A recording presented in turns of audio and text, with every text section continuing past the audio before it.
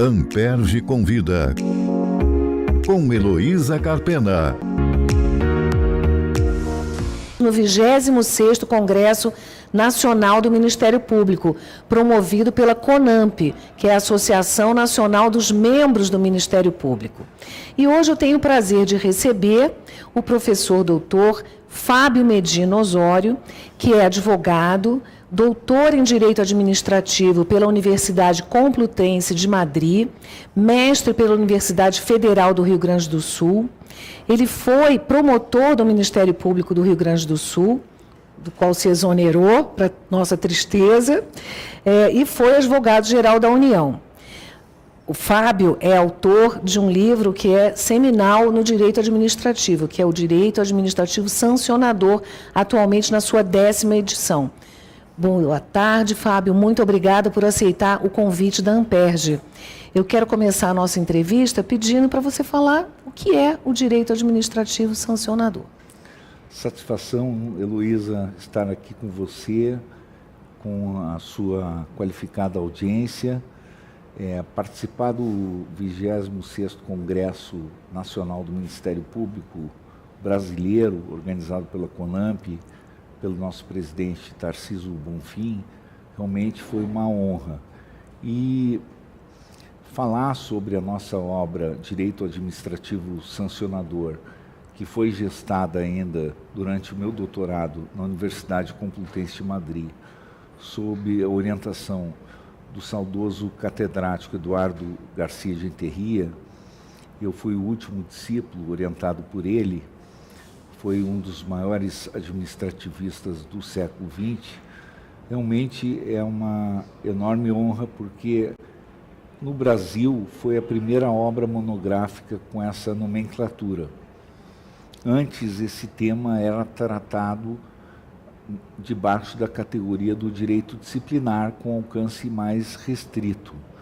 Mas o direito administrativo sancionador foi uma subespécie do direito administrativo, evoluiu como uma ramificação autônoma do direito administrativo a partir de um desdobramento do poder de polícia do Estado, com a necessária incidência dos princípios penais no direito administrativo, porque se percebeu que a aplicação do poder de polícia da administração pública gerava determinadas restrições a direitos nos indivíduos, nas pessoas, que pelos efeitos que afetavam esses direitos, se aproximava esse conjunto de efeitos das próprias medidas penais. Sim. E essa aproximação gerou uma doutrina já no início do século XX, final do século XIX, a partir de autores como Zanobini, Goldschmidt,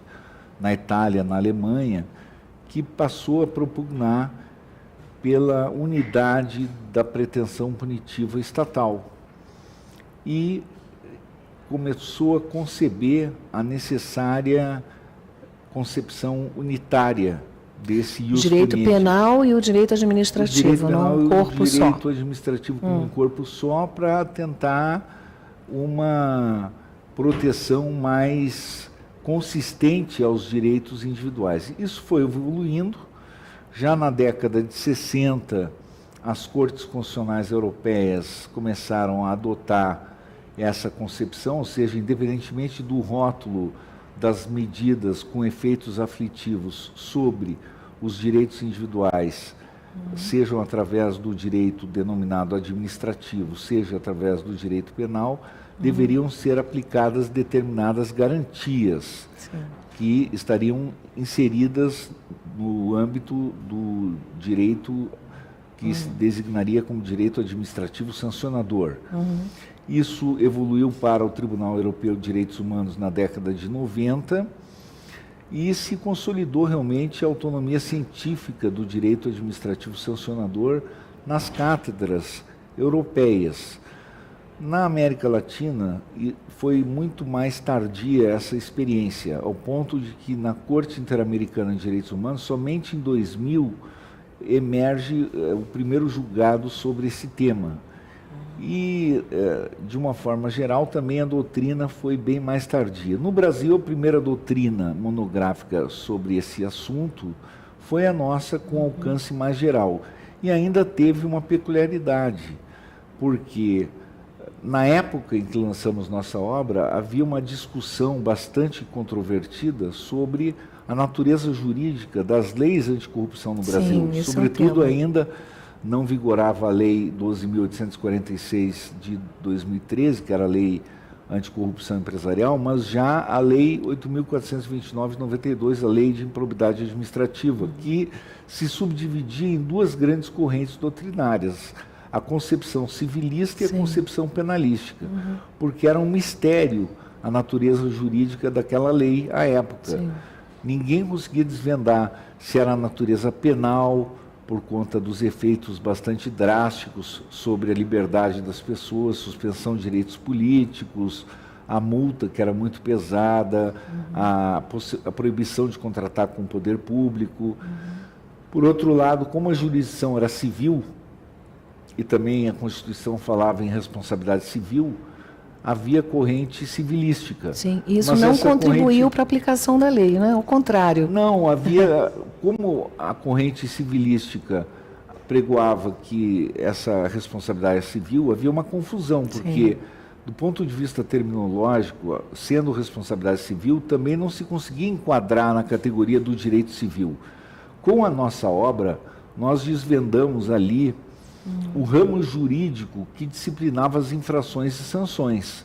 E aí a nossa proposta teórica também reconfigurou o conceito de sanção administrativa, porque passamos a compreender o direito administrativo na perspectiva da Constituição como um direito com uma dimensão substancial e formal, e ele não regularia apenas a atividade da administração pública, e também ele teria na dimensão substancial a possibilidade de ser aplicado pelo Poder Judiciário. E nessa dimensão, o direito administrativo seria o ramo jurídico que disciplinava as infrações e sanções previstas na Lei 8.429 de 92. Então, a nossa obra também inaugurou, além da monografia sobre direito administrativo sancionador, uma nova conceituação sobre sanção administrativa, em que se reconfigurou o elemento subjetivo do conceito de sanção administrativa para dizer que o Poder Judiciário também poderia aplicar sanção administrativa, e o regime jurídico da lei de improbidade era o direito administrativo sancionador. Essa concepção foi adotada pelo STJ, inicialmente nos julgados do ministro Teori Zavascki, depois do ministro Luiz Fux e assim por diante, prosperou no Supremo Tribunal Federal, bem mais adiante, até no julgado inicial do próprio ministro Teori Zavascki, já no Supremo Tribunal Federal, depois do ministro Menezes Direito, e após se consolidou na reforma da Lei 14.230 de 2021. Mais recentemente, na repercussão geral 1099 do Supremo Tribunal Federal, houve um debate em que o ministro relator Alexandre de Moraes, embora ele designe a nomenclatura de responsabilidade civil para os atos de improbidade, nós, na última edição da Direito Administrativo Sancionador, mostramos que essa nomenclatura, ela se refere à jurisdição civil, ou seja, o artigo 37, parágrafo 4º da Constituição, fala em atos de improbidade com independência da responsabilidade administrativa e penal, e, portanto, na categoria da responsabilidade civil. E isso deve ser interpretado em consonância com a ausência da jurisdição contencioso-administrativa no Brasil, ou seja, a competência da jurisdição civil para julgar os atos de improbidade. Portanto, quando o ministro Alexandre de Moraes refere a responsabilidade civil para os atos de improbidade, ele se reporta à jurisdição civil. E outro aspecto também, quando fala em responsabilidade civil, é o ressarcimento ao erário. Isso desde o início da nossa obra, e também havíamos já publicado uma obra sobre improbidade em 1997, o ressarcimento ao erário não constitui sanção. Portanto, também aí é uma recomposição do dano. De reparação. É um ato reparatório e igualmente integra o caráter de responsabilidade civil. Portanto, em síntese, a nossa obra acabou realmente sendo consagrada tanto pela jurisprudência quanto pela doutrina, hoje em grande parte, quanto pelo legislador. E na repercussão geral, 1099, o Supremo acolhe essa concepção na medida em que adota a terminologia responsabilidade civil que é interpretada nesses moldes, com outros votos que também integram o acordo, um voto do ministro Toffoli, voto do ministro Fux, voto do ministro Nunes Marques, voto do ministro Gilmar Mendes, que também, igualmente com o voto do ministro Alexandre de Moraes, ele traz à tona a incidência dos princípios do direito administrativo sancionador no plano material, ou seja, para regular a natureza jurídica dessa lei. E, com isso, creio que o Brasil está na vanguarda da concepção do direito administrativo. Porque, de fato, a evolução do direito administrativo, quando olhamos retrospectivamente, ele tem uma natureza estatutária, porque ele nasce do direito civil. Na França, ele brota do direito civil para regular a atuação da administração pública. Ele brota da jurisprudência no Conselho de Estado francês. No direito anglo-saxão, no direito inglês, nos quangos ingleses. Na perspectiva do direito norte-americano, para regular a atividade das agências americanas. Mas mesmo nas agências americanas, muitas delas têm atos semi-jurisdicionais, têm atos até quase penais. Então, por aí já se vê que o direito administrativo, obviamente, ele evolui com o advento e o avanço do constitucionalismo contemporâneo, onde a constitucionalização do direito administrativo lhe confere uma dimensão mais substantiva, além daquela dimensão originariamente estatutária. Mas na França, por exemplo, que o senhor referiu, há um tribunal administrativo, Sim, né? jurisdição Então, contenciosa administrativa. não há, então, essa polêmica, essa dúvida, né, sobre... Não há exatamente, mas veja, nada impede, porque que facilita todas as a aplicação, isso que eu quero dizer. Todas as constituições, na verdade, ou mesmo os Estados Unidos, o Brasil, hoje há uma globalização das fontes do direito. Quando nós olhamos assim, por perspectiva do direito comparado, nós verificamos que mesmo o Supremo Tribunal Federal muitas vezes usa como referência aqui em julgados, e é muito comum o ministro Gilmar Mendes usar como paradigma jurisprudência do Tribunal Europeu de Direitos Humanos. Embora seja um tribunal que não tem vinculação para parametrizar decisões da jurisdição brasileira. A Corte Interamericana de Direitos Humanos teria. Mas até a jurisprudência da Suprema Corte norte-americana é usada em acórdãos do Supremo Tribunal Federal ou legislação europeia.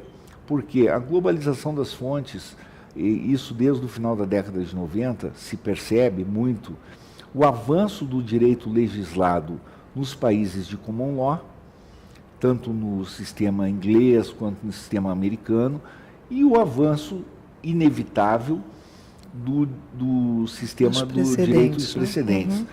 Então, inegavelmente, o que se percebe também aqui, uma disfunção da teoria dos precedentes no Brasil, porque quando se percebe a introdução no CPC da observância da teoria dos precedentes, a estrutura da teoria dos precedentes nas universidades americanas, ela não guarda pertinência com o direito processual civil.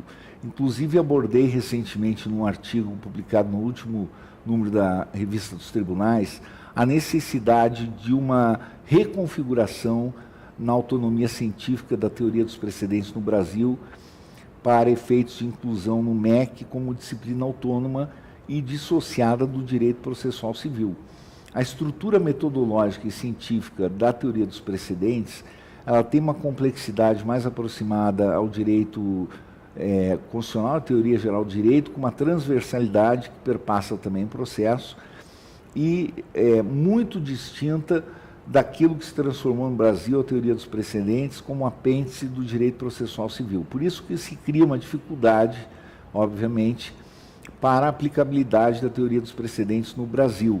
Houve uma disfuncionalidade, uma distorção nessa teoria dos precedentes. Não digo que haja equívocos na interpretação, mas no plano metodológico, cultural, a teoria dos precedentes, ela transcende o direito processual civil, ela perpassa o direito processual penal, perpassa o processo administrativo, perpassa toda a vinculação à administração pública, vinculação aos acordos. Então, aí, o direito administrativo sancionador, ela tem uma abrangência muito maior. E é uma mudança cultural também, né? Porque não é da tradição do direito brasileiro abraçar, né, os precedentes com a mesma força que, né, isso acontece no direito anglo-saxão, por exemplo. Sim, mas há uma tendência de unificar os dois sistemas, segundo a sua visão. Não há dúvida, porque essa tendência, eu diria que ela é produto dessa globalização das fontes, porque o direito como um todo, no cenário que vivemos, ele é construído a partir dos processos decisórios das autoridades públicas como um todo. E eu até acredito que cada vez menos se encontrará alguma pureza teórica no plano hermenêutico nos tribunais. Isso é muito difícil de se encontrar nas pesquisas empíricas.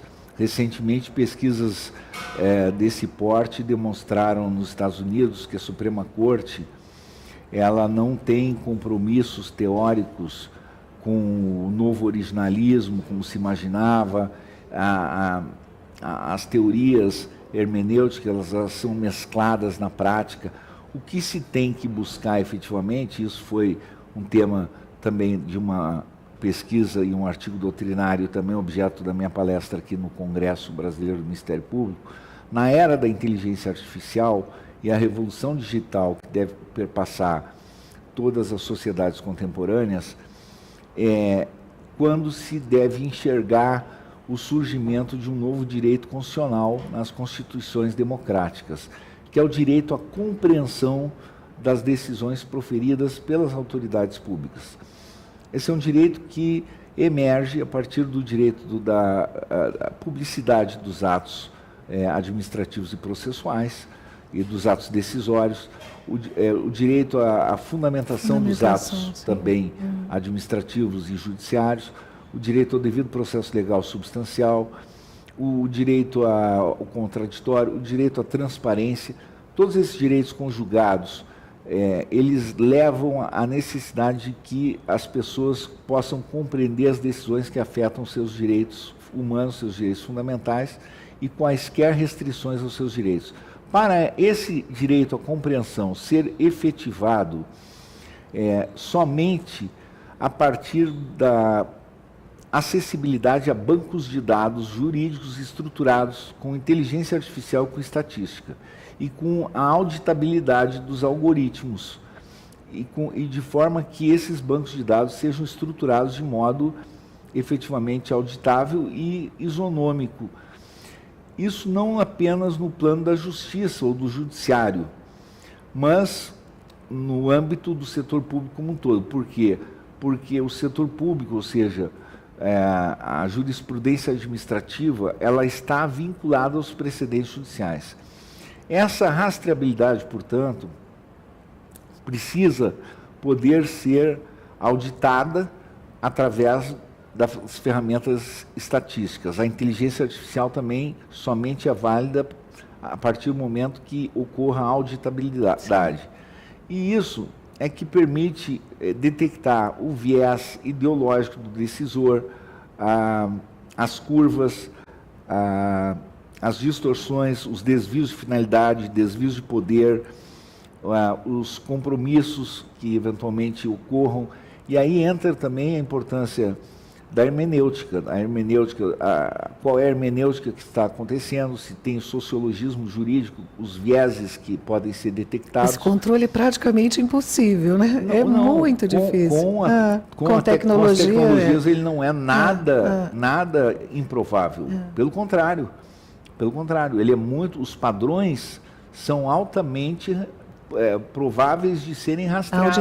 Auditáveis. Eles são francamente auditáveis, porque tudo depende de como é feita a programação algorítmica. Portanto, como tudo isso é indexado.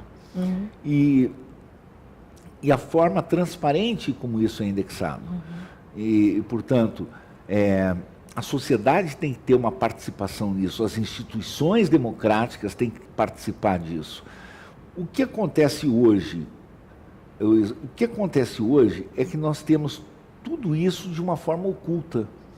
Os bancos de dados das instituições opaca e pouco transparente, mas digamos, por quê? Porque esse fenômeno ainda é novo. Sim. Mas veja, o Ministério Público já está na frente. O Ministério Público é talvez a primeira instituição a se esforçar e já estar se empenhando a promover essa revolução digital.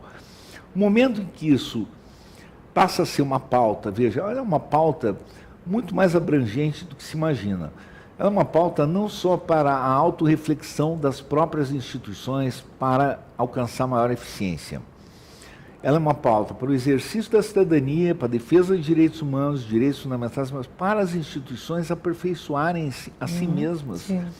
Mas quando nós pensamos em segurança pública, por exemplo, essa é uma agenda que está no ponto do debate crítico para o Banco Nacional de Dados, porque a União precisa ter a estrutura desse Banco Nacional de Dados e estar na ponta, em cada estado da federação, na coleta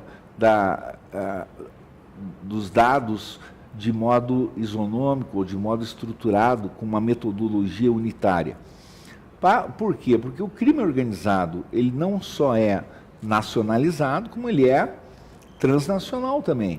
Nós estamos falando da mobilidade dos recursos humanos, da atividade econômica que é nacional e transnacional.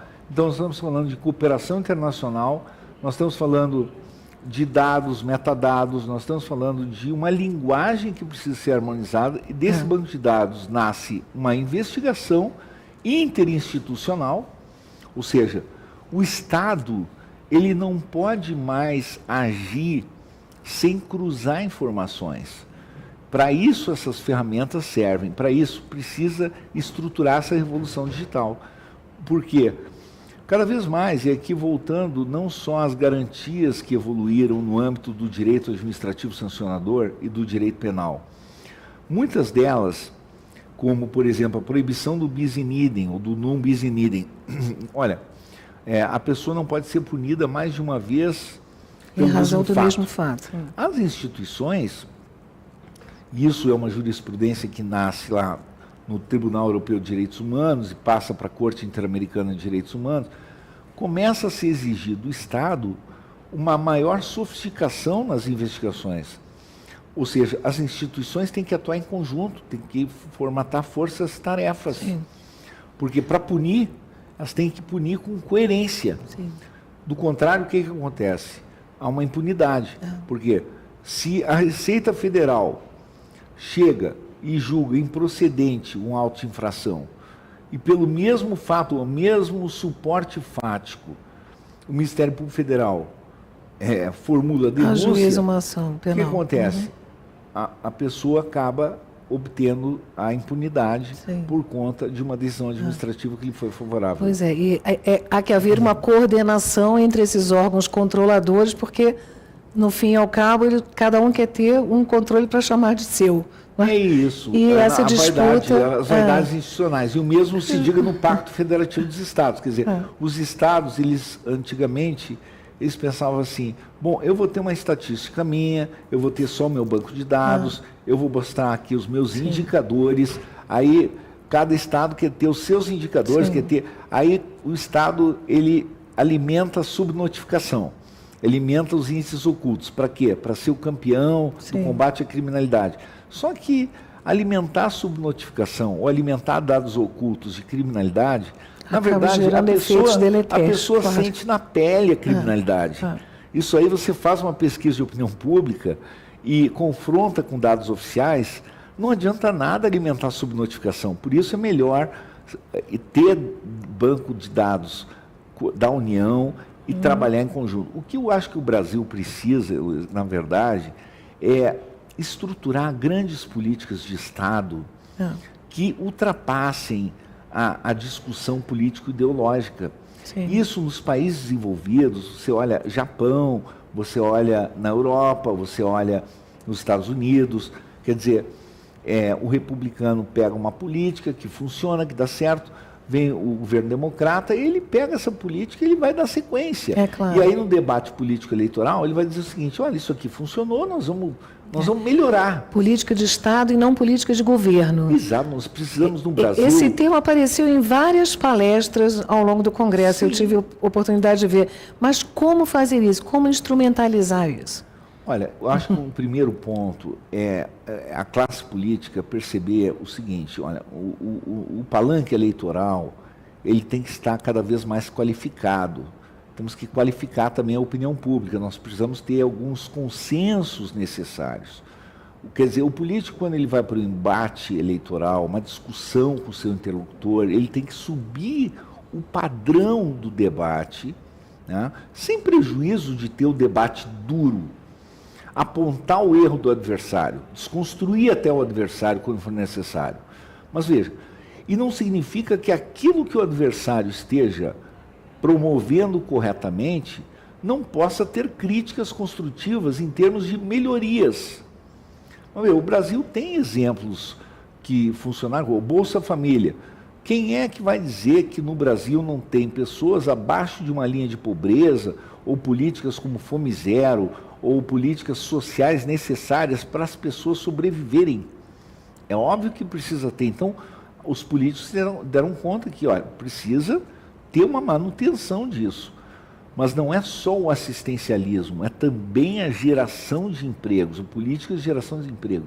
Ou então, quando você pensa na sustentabilidade fiscal, de não explodir metas fiscais, isso também precisa ter. Sim, então você acha que os fatos vão se impor e impulsionar essas mudanças, mas há que haver uma normatização. Eu acho que precisa ter a normatização e precisa...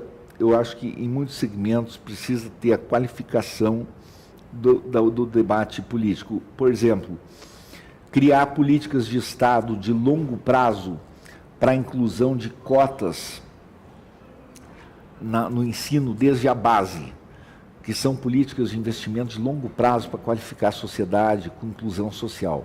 Porque o debate sobre as cotas nas universidades, e eu sou favorável a cotas nas universidades, é imprescindível, mas veja, para resolver o problema realmente no longo prazo, que é uma política de 20 anos, você precisa ter uma quantidade considerável de inclusão de pessoas, no mínimo.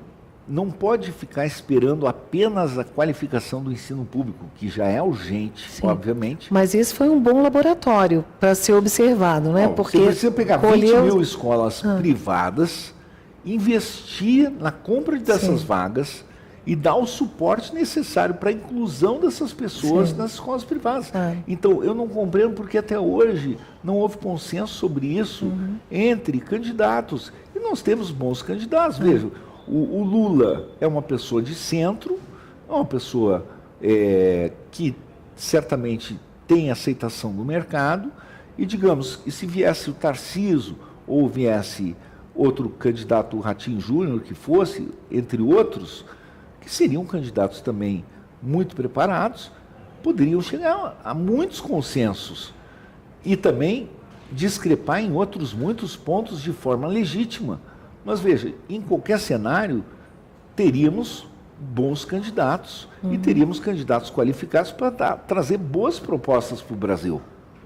Mas concorda que a normatização é indispensável, né? Para que essa coordenação a normatização é indispensável. Quando tem aí uma visão de consenso desses, uhum, polos políticos, isso facilita, claro, muito para a construção, uhum, de políticas de Estado.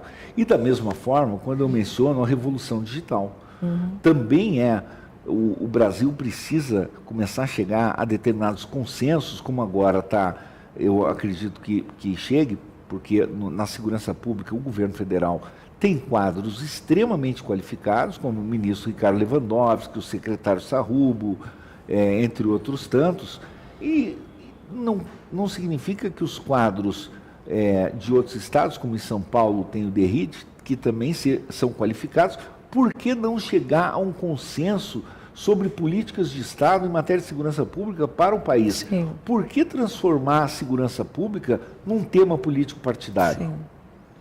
E eu vou concluir a nossa conversa fazendo uma provocação a respeito do próprio título do seu painel. Na verdade, era uma roda de conversa, né, com vários participantes, e o título é Governança, Compliance e Integridade. E o subtítulo, que foi o que me intrigou, o direito fundamental à boa administração. Isso existe realmente? Eu não tenho dúvida que esse direito existe no plano teórico, na Constituição. E esse é um direito que, a meu ver, também é um objeto de grandes segmentos de consenso hoje. Por quê? Porque precisa implementar paradigmas de políticas de Estado de longo prazo, ou seja, políticas de Estado que, independentemente de qual seja o governo a ser eleito, precisam ter continuidade administrativa. Então, o Brasil precisa ter uma determinada máquina pública que não pode ser tocada, que não pode ser trocada, que precisa ser mantida. Inclusive mais sustentável, né? Porque se mantém, você tem um custo muito menor do que renovar, trazendo sempre novas propostas e novos direcionamentos. Exato. Precisa ter uma sustentabilidade de um mínimo de máquina pública para a continuidade administrativa das políticas públicas. Eu creio que isso seria muito saudável para o Brasil, para dar sequência para o desenvolvimento, e seria saudável para a classe política, assim como a classe política deve estar chegando a um consenso também acerca do exagerado perfil de ingerência do judiciário brasileiro em determinadas políticas públicas. Quanto o judiciário tem formulado em termos de ingerência em determinadas políticas públicas no Brasil? E como é necessário descongestionar o judiciário, porque as pessoas já não aguentam mais a lentidão do judiciário, e a lentidão do judiciário não é por conta ou responsabilidade do próprio judiciário, é porque algumas instituições instrumentalizam indevidamente o judiciário. E aí é necessário políticas de avaliação de riscos para fomentar essa governança nas instituições, para celebrar acordos, para evitar os conflitos. Claro. Porque algumas instituições começam a litigar até de má fé, não celebram acordos, não reduzem os conflitos e instrumentalizam o judiciário com litigância de má fé. Esse é um problema muito grave também, que deve ser objeto de consenso também na classe política. Fábio, muito obrigada pela sua entrevista, parabéns pela palestra. Eu vou encerrar convidando os ouvintes a acompanharem o nosso podcast, se inscrevam no nosso canal no YouTube para não perder nenhum episódio. E você já sabe, toda terça-feira tem episódio novo no Ampere Convida.